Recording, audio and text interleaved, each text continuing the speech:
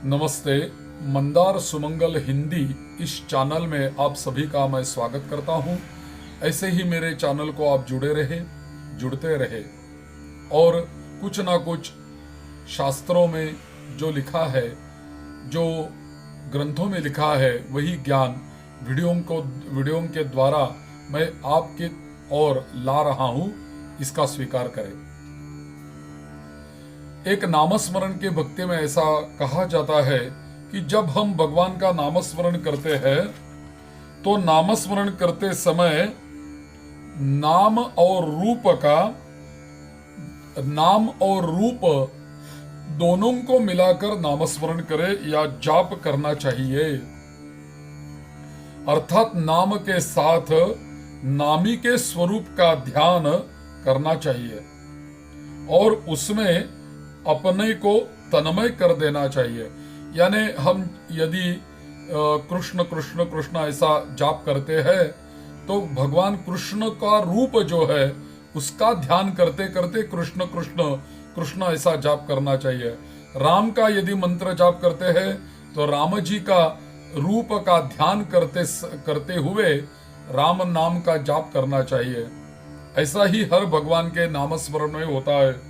तस्य वाचक प्रणवः तज्जपस् तदर्थ भावनम। तो उसी का अर्थ का भाव करते ही जाप करना चाहिए। इसके बारे में गोस्वामी तुलसीदास हमें कहते हैं, देखिए रूप नाम अधीना, रूप ज्ञान नहीं नाम विहीना। तुलसीदास जी कहते हैं कि देखो, भगवान का जो नाम होता है उसी नाम के अधीन ही भगवान का रूप होता है। देखिए रूप नाम अधीना, यानी भगवान का रूप जो है वो नाम के अधीन है। और रूप ज्ञान नहीं नाम विहीना, यानी रूप और ज्ञान ये भी नाम के बिना नहीं हो सकते। तो इसीलिए नाम का ही महत्व है। नाम से ही हमें रूप का और ज्ञान हो जाता है, रूप कैसा है ये समझ में आता है। तो इसीलिए नाम की ही महिमा है। तो नाम और रूप ये भिन्न नहीं है, ये एक ही है। सुमिरिय नाम रूप बिनु देखे, आवत हृदय स्नेह विशेष।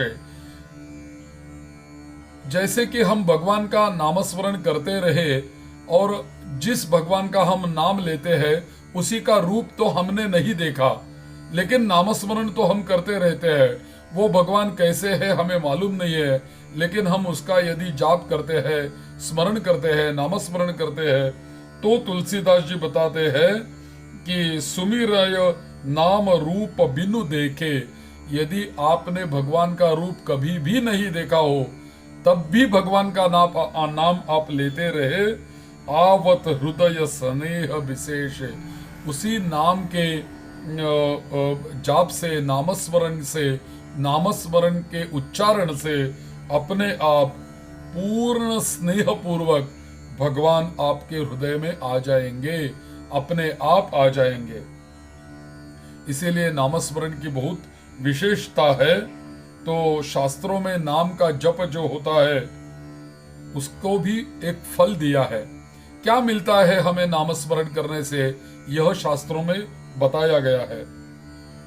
बार बार हम यदि नामस्मरण करेंगे, बहुत दिनों तक नाम जप करेंगे तो उससे बहुत लाभ मिलता है, बहुत अच्छे फलों की हमें प्राप्ति हो जाती है। लेकिन ऐसा भी होता है कि बहुत लोग हमेशा नामस्मरण करते रहते हैं, जाप करते रहते हैं नामों का, लेकिन उनको फल नहीं मिलता, ऐसी उनकी एक शिकायत रहती है। बहुत दिन से हम नाम ले रहे हैं, नाम जप करते हैं, लेकिन उसका फल हमें नहीं मिलता, इसका फल नहीं दिखाई देता, तो हम क्या करें। तो इसके बारे में कुछ महात्माओं ने 10 दोष हमें बताए हैं और 10 दोषों को नाम अपराध ऐसा बताया है। ये नाम अपराध यदि हम करेंगे तो कोई भी नाम, कोई भी जाप, कोई भी उपासना हमें नहीं फल देगी और फल नहीं दे सकती, क्योंकि यह अपराध यदि हम कर रहे हैं तो हमें जाप का, नामस्मरण का फल नहीं मिलता। तो कौन कौन से अपराध है? तो पहला अपराध उन्होंने बताया कि देखो, सत्पुरुषों की निंदा कभी भी नहीं करना चाहिए। जो नामस्मरण करता है, जाप करता है, उसे यह नियम अपने जीवन में उसका आचरण करना चाहिए कि कभी भी सत्पुरुष जो होते हैं उनकी कभी निंदा न करे।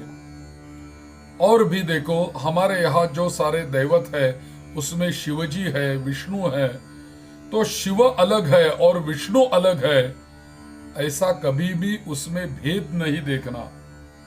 शिव और विष्णु के गुण और नाम, इसमें भेद बुद्धि रखना यही अपराध है।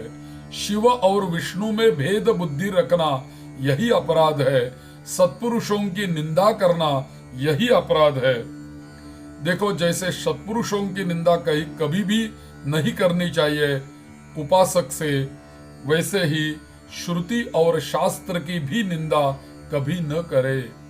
श्रुति यानी वेद, वेदों की निंदा न करे और शास्त्रों की भी निंदा न करे। और भी भगवान का हम नाम लेते हैं, लेकिन उसमें क्या अर्थ होता है, उस नाम का क्या अर्थ है, इसका विचार न करे, उसकी कल्पना न करे, नाम लेते रहे। नाम के और कोई मानव ऐसे होते हैं कि हम तो भगवान का नाम लेते रहते हैं, हमें कोई पातक नहीं लगता, हम कोई भी पाप कर सकते हैं, ऐसा मन में विचार लाकर नाम के बल पर पाप करते रहते हैं। तो नाम के बल पर पाप करना यही अपराध है। और भी धर्म, व्रत, दान, होम आदि जो कर्म होते हैं, उन कर्मों के समान नामस्मरण की तुलना करना, नामस्मरण की तुलना उसके साथ करना,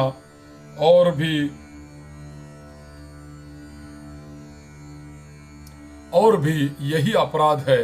दूसरा यह है कि जिसकी श्रद्धा नहीं है, जिनका नाम के ऊपर कोई श्रद्धा नहीं होती, उनको उस नाम के बारे में बताते रहना, उपदेश करना, नाम महात्म्य सुनाना, ये भी एक अपराध है।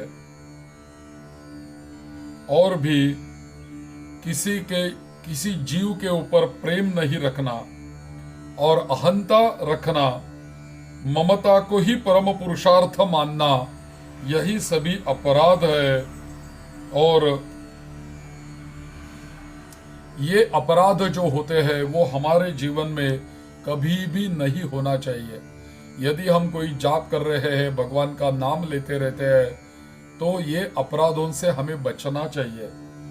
यदि प्रमादवश इसमें से कोई अपराध हो जाएगा तो हम क्या करें? तो उससे छुटकारा पाने के लिए, हम शुद्ध होने के लिए पुनः भगवान का नाम फिर से ज्यादा संख्या में उसका जाप करना चाहिए। फिर भगवान का नाम का संकीर्तन करने से ही पाप जो अपराध हुआ है उससे हमें छुटकारा मिलता है। फिर कोई अपराध हो जाएगा तो उसके बारे में सोचकर पश्चाताप करना और प्रभु नाम संकीर्तन करना, यही उससे छुटकारा पाने का उपाय है। नाम अपराध युक्तानाम नामान्येव हरन्त्वयम् अविश्रांत प्रयुक्तानि नान्येवार्थ कराणि च। यानी नाम से कोई यदि अपराध हो जाएगा तो फिर नामस्मरण करने से ही हमें छुटकारा मिलता है। तो निरंतर नाम संकीर्तन से सभी मनोरथ सिद्ध हो जाते हैं।